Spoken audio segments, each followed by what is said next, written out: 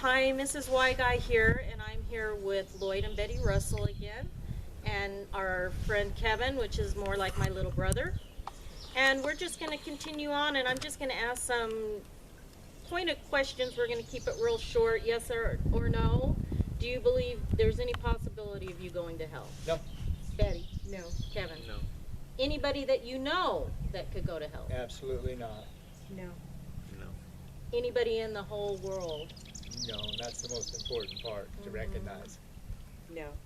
No. Good.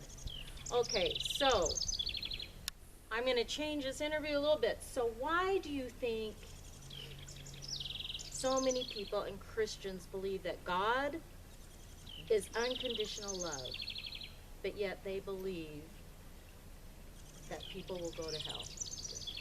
So because that's what they were taught. And this is what I love about the Y guy, actually, is that two of the questions that he likes to ask is, what is it that you believe, and why do you believe what you believe? And indeed, that's what I was taught. I was taught that there was this loving God, and yet had unconditional love for everybody, but at the same time, there was something that I had to do in order for him to accept me. And so that was one of the hugest questions, which I mentioned in the earlier videos. And I've come to understand that it can't be both ways. He's either a loving God or he's not. Good. Betty, what do you think? I think somehow we, as believers, Christians, have somehow been able to separate God sending a person to hell with God isn't the one sending them to hell. It's themselves who are sending them to hell.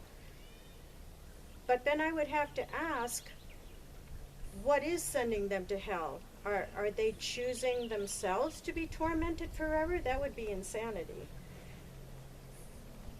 I think it's mostly based on the fact that they have been raised that their behavior is what's going to send them to hell or not. Good point. And so Christians have to believe and get their lives squared away and straighten up and fly right, which is the believe-a-meter. Mm-hmm. And those of us who are parents who have children who prayed the sinner's prayer when they were young and then went astray. I have talked to so many parents who decided they were doubting their salvation, which is equated to doubting their eternal destiny. Amen. Based on their behavior. Right. So somehow or other we have trumped God's will, where he said he's not willing that any should perish, with our own will. That somehow I'm more powerful than God, even in my own life. That would be bad enough. But then to look at a brother or a sister who has the same father, because there's only one father and God of all, and say that they're going to hell. I have come to see that as the most egotistical, self-righteous view. And you can see what Paul says. Don't call unclean what I've called clean. Mm-hmm. That was a very long answer. Preach it. Kevin. Christ paid the price on the cross for all sins. Amen. Yes. Past, present, and future. So how can we be condemned to hell or anything else? It's already been paid for. Okay, so let me ask another question. Is there a hell? No. Hell was intentionally, I believe with all my heart, through history and through what I've come to understand, hell was intentionally put in the Bible as a fear factor by the church in order to keep people in doubt and fear, and hence making the church grow and a lot of money, and so that hell was used as a fear factor. It was never in the original writings of the Bible. Right. And that's where you tap into the Y Guy YouTube videos. We cannot emphasize how God has used his videos to help us to see clearly how important words are. And I kind of alluded to that in the first video, just the word sin alone. Right. But do your research on hell.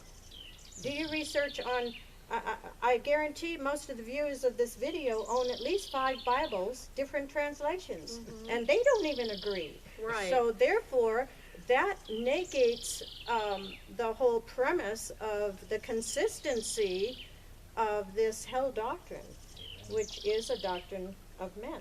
Right. So, Kevin, you got something to add on that? God is love, so why would he condemn anybody if he's 100% love? Why would he even create a place like that? Right. If he's going to be he's the savior of all, just logically, why would he even create a place like that? There is no purpose for a place like Well, that Christ- if you're Christ said- unconditional love. Right, and Christ said that he came into this world not to condemn it, Right. but to save it. Right on. Good. And I would include Hades in with hell, because if you ask anybody on the street, and I know there's controversy about Hades, but if you asked anybody on the street, what does Hades mean to you, they would say hell. And Hades, the word comes from a pagan Greek mythology, and the name of the ruler of that. So Christ would never ever have used Hades either. correct. So Correct. now I don't know you very well. I know Kevin very well, but you've shared enough with us that you guys have gone through your own hells here on earth. Oh, yeah. All 3 of you. Yes. And coming through that, being on the other side, and I can see the freedom in all of you. I see the life in all of you, and just in a brief little testimony, how do you feel, and this will be hard to put into words, how do you feel about God today?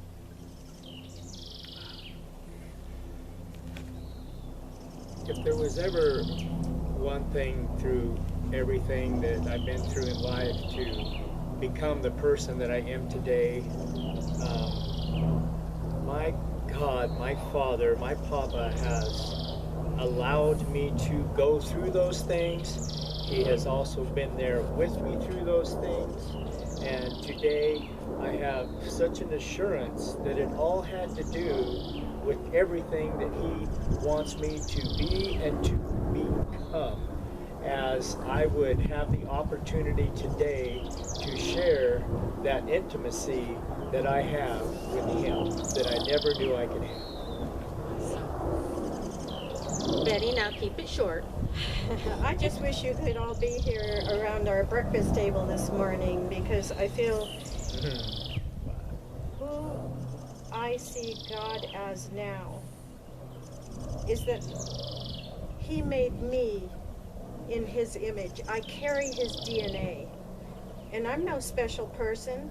Everybody that is formed in their mother's womb carries His DNA. So therefore, the beginning story is that I was made in His image. The hell that we go through, and it may not even have been perpetrated by me, you might be a victim of somebody else's poor choice. But the reason we go through that hell is that we want to change that image. We make God in our image. And I see Him now as, can I say this on the video? He never gets his panties up in a wad, because He knows the beginning from the end. And so now I even look at people's lives, and before where I panicked that I haven't had a chance to share Jesus with them, and I see them destroying their life, and my husband was one of those with drug use and almost thought he was dying. And I, as a nurse, have seen people on their deathbeds, and the blood will be on my hands if I don't share Jesus with them. Well, let me tell you, I know the beginning. He loved me, gave me His DNA, And I know that my destiny is going to be with him forever. Whatever happens in between, the hell that we experience due to our own choices or other people's choices, he's in me going through it with me. He's weeping with me. But does that change anything? Does that make him less good? Less loving? No. Because I know that we know the end of the story. He knows the end of the story. Amen. Great. Kevin. Excuse me. Peace and acceptance is what I would feel. And it's like, if you have peace and you have acceptance, that's freedom. This you need. Say that louder. If you have peace and acceptance, you have freedom. Louder. If you have peace and acceptance, you have freedom. Amen. Right on. Yep. Right on. Oh, Thank you guys. I know I put you on the spot a little bit. just a little bit. Just a little bit. But I'm so grateful for you being here. I'm grateful that Kevin could make it up this Yeah. weekend and spend time Yes. with us. And of course, you guys traveling.